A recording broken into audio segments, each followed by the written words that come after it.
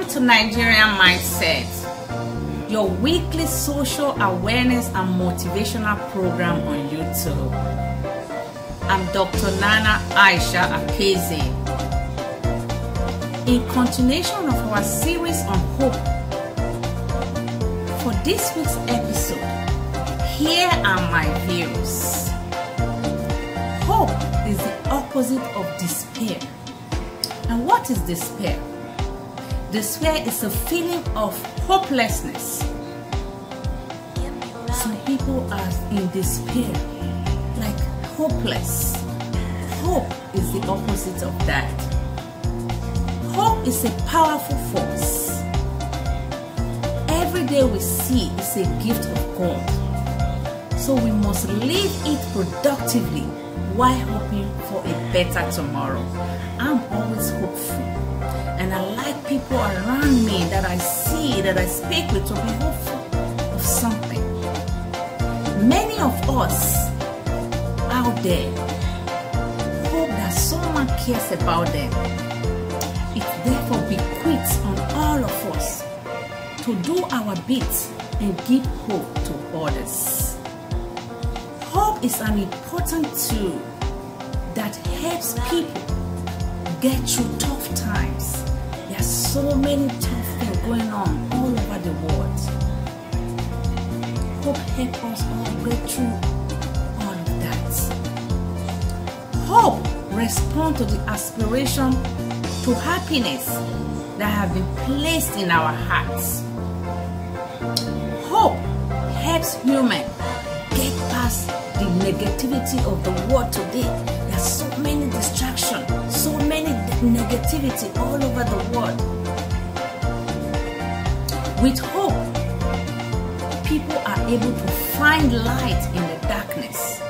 No matter what is happening around you, darkness here, darkness there, but with hope, you'll be able to see light in that same darkness.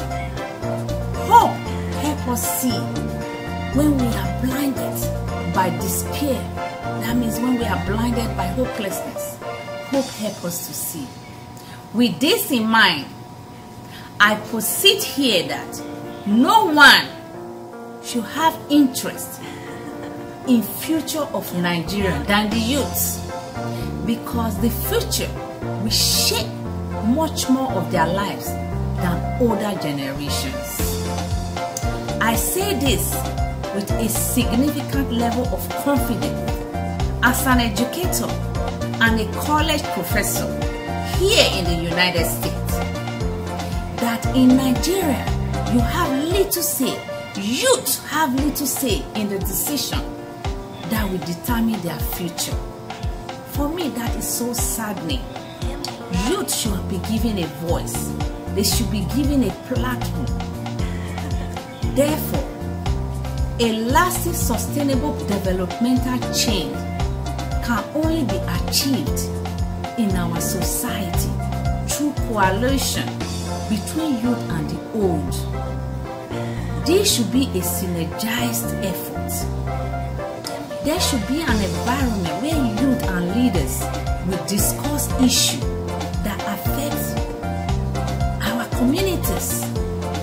This type of discussion can be held in town halls, because when we give back to our society at any level, we are helping to build new bridges into a brighter future. A future where everyone can feel secure while helping our communities to remain vibrant in meaningful ways. Therefore, I say to all well-meaning Nigerians, let us choose hope. Give hope to the Nigerian society. For with hope, anything is possible. Through hope, we receive change in everything we do. So Nigeria, we need hope in order to change and move forward as a nation. It is already established that steady supply of electricity brings tremendous development in any nation. We should not go far from an example. We should not be looking for an example very far. Just few decades ago, Ghana or Ghanaians were tagged Sobata. I think I was very young then. As a very young girl, I see Ghanaians carrying, those things that they use in fixing shoes, right? They were tagged Sobata. And Ghana must go. Scholars of history can recall what this tax meant to the Ghanaians. However, today, after a few periods of good governance and steady supply of electricity in Ghana, the story is changing gradually. The story is changing gradually. And I'm happy for the Ghanaians. I'm happy for them. The Ghana we know today is now associated with steady supply of electricity, best hospitals in western area, best airport in the West African area. On top of that, visa free to approximately 64 countries. Wow, showing that they are progressing. With the above statement, it is my sure belief that a nation with steady power supply can only prosper. We need to be prosperous. We need Nigeria to be prosperous for the masses, to have a future they can look up to. When a country is prosperous, then the citizen will have something to be hopeful for. The cornerstone of every modern society is a nation that has a reliable, economically competitive, and affordable, environmentally friendly electricity. Not a country with that has like one building. In Nigeria, we have like a building, for instance, with eight blocks of flats. You can be sure that you will find 8 gensets or more. My people, the toxic, the emission is just too grievous for us to continue with. We cannot continue with that type of system. Nigerian leaders, I know we can do it. To power every home, community by community. If we have the mindset for change and to give hope to the society of Nigeria, you can do it. Record the breakdown, like I said in my previous episode. To power a home using solar panel is approximately $15,000. Yes, $15,000. And it could even cost less, depending on the contractors. That means a district community of about 100 homes can be fully funded with a budget of $2 million. Yes, $2 million. You heard me right. That's the amount many Nigerians used to buy one home in many foreign countries. Some have more than one, maybe about 2 or 3. And those homes, they maintain with exorbitant amount of taxes and other maintenance fees annually. And those homes, they rarely visit. And even if when they visit, they stay for a few days and go back to Nigeria.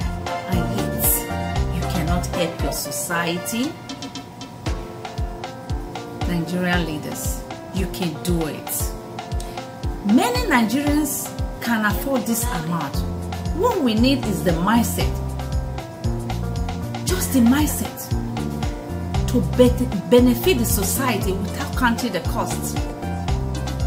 Nigerian leaders, I think about the development. Think about the development that will follow if our society has steady power supply. The $2 million that I mentioned include maintenance, running costs, and salaries for 5 workers for a period of 10 years. 10 good years. Within these 10 years, such electrification project should be gradually transferred for community ownership with the goal to make it a self-sustaining project. You can do it. Fellow Nigerians, with electricity, many of the corrupt behaviors can be reduced, if not curbed. Imagine that every business is able to install cameras in their business place. What do you think will happen? Now think about it for a moment. My guess is that security will be restored and people can have trust in the system, including investors. Nigerian people, remember once upon a time there was not 9 knots, right? In our country. There was not 9 knots already like gazillion years ago. Yes, it's already like gazillion years ago. That's because someone took the bold step. Someone took the bold step to make that happen. Today, even a guguru seller, a guguru and a seller in a Afani market in Ibadan, or Oba market in Benin, or Sabongari market in Kano, can transact business through their phones. Is that not a good thing? Is that not something that is worth celebrating? I'm sure we have all seen the development that access to mobile phones has brought so far, including facilitating cashless system, which has in turn reduced the issue of robbery and crimes.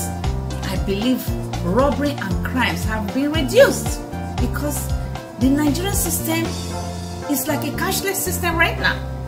Nobody carry cash all over the place, no more. Hear this. This is very interesting. In 2018, when I was on a trip from Benin to Abuja, we had a brief stop at Lokoja and decided to purchase smoked fish. To my surprise, while we were contemplating on how to pay because we didn't have enough cash on us, the fish seller brought out her POS machine. Fish seller brought out a POS machine and I was able to buy fish to the tune of whenever amount I wanted to buy, and we paid with our card. Is that not a good thing? Think about this for a while. See how this has made business easy while providing seller and buyers an opportunity to transact business free of, being afraid of to be attacked by robbers or whatever. To me, that was a pleasant experience that I had in my trip in Nigeria. I was very happy that happened, that the fish seller could do that. Let us now think for a minute. Think for a minute that there is steady supply of electricity for businesses to use computers,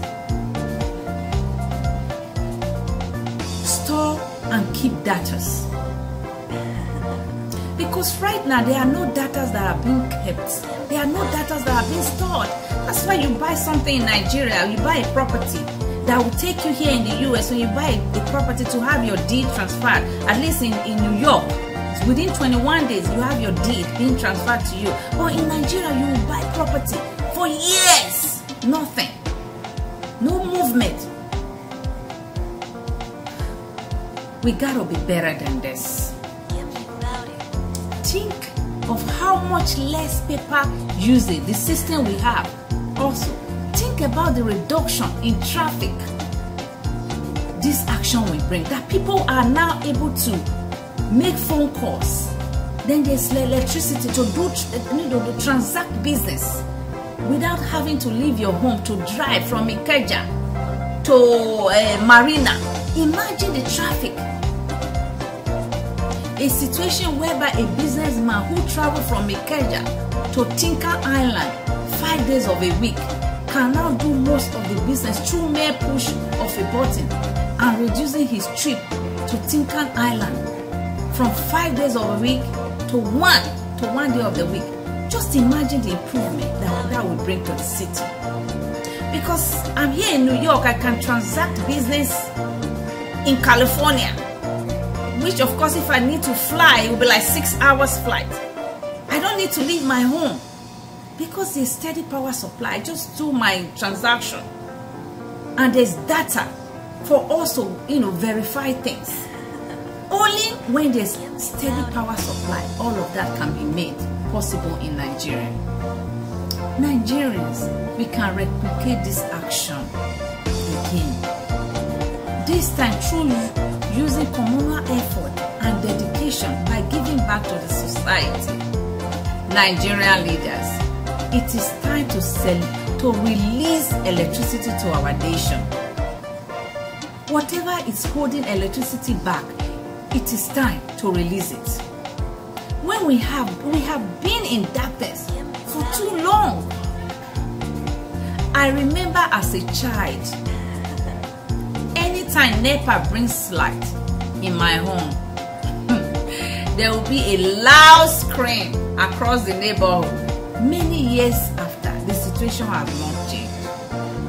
It gives me goosebumps to know that the situation has not changed and I cannot do anything about it. But the only thing I can do is to be using this medium to reach the Nigerian leaders. We need a change of heart. We need a change of mindset. We need to release electricity to our nation. Nigerian people, let us join hands to fix the electricity problem in Nigeria. This is not a government or politician problem. It is our problem. We are the society. We need to fix our nation to become safer for all. We need to continue our bit. We need to just contribute our bit. Do your part and I will do my part. Every nation has its ups and downs, but that does not translate to become a way of life. We need security. We need hope restored in our institutions, and steady electricity supply is one sure way to facilitate this. Recently, I watched a video clip of a female judge in the northern Nigeria. She was blocked from entering her office to deliver her judgment on an important case. Wow. Who does that? This was not a citizen protest against the judge. From my understanding of the video clip, this was the case of a high and mighty exercising power to block judgment in day broad light. Want to block the judgment and derail the system for his or her own personal benefits. Who does that? Who does that? But all of this was documented on video thanks to availability of funds. Imagine if there's steady power supply, where Nigeria would have gotten to by now. Nigerian people are vibrant people, intelligent people. They are very dogged. They want to make it in life. They are resilient.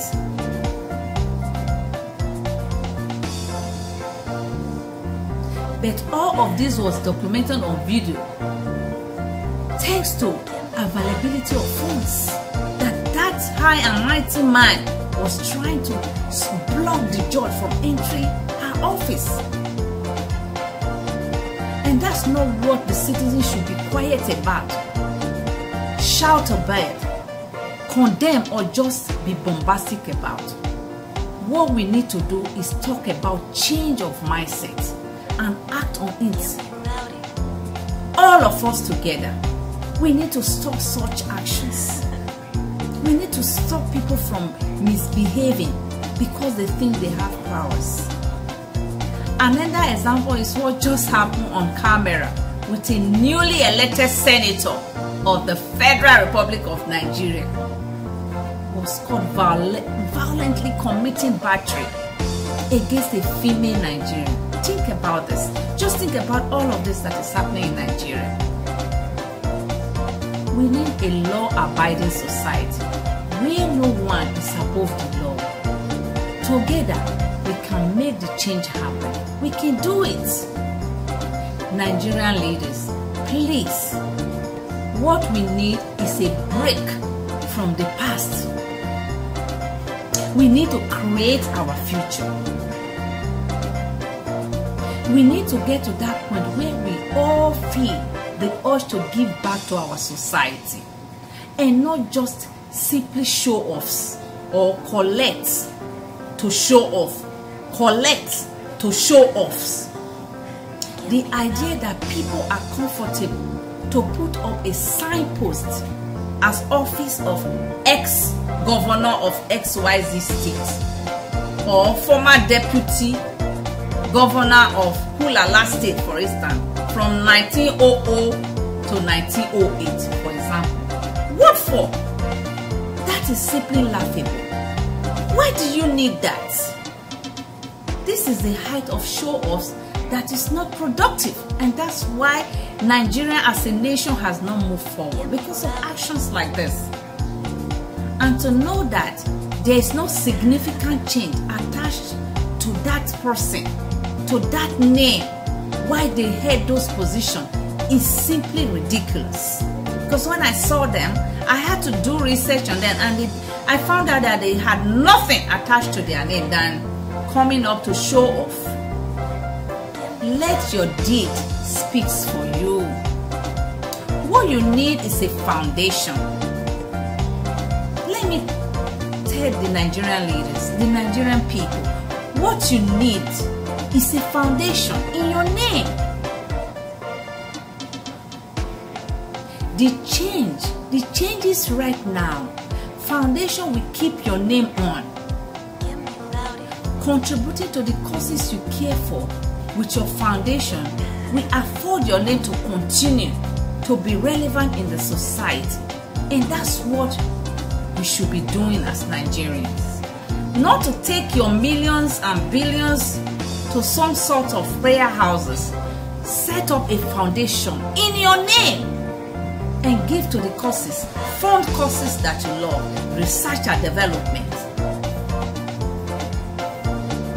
Look for a cause that you care for and begin to fund it with your money under your foundation. Here in the United States, most successful individuals have foundation which they use in helping their society. That's what we need. Nigeria needs to adopt that. If you want your name to be relevant and continue to be heard in the system of society, let your actions speak for you. According to Leonard Sweet, the future is not something we enter into, but something we create. So we need to create a desirable future for Nigeria and not to wait for some miracles. Lack of access to electricity is detrimental to multiple sectors in our nation. Studies reveal that education is one of the essential components for poverty reduction. Lack of steady power supply within our educational institution contribute to lack of standards, resulting to half-baked products. For most half-baked products will not escape poverty, then the aim is defeated. Therefore, it is clear that access to electricity can play a significant role in improving learning outcomes at schools.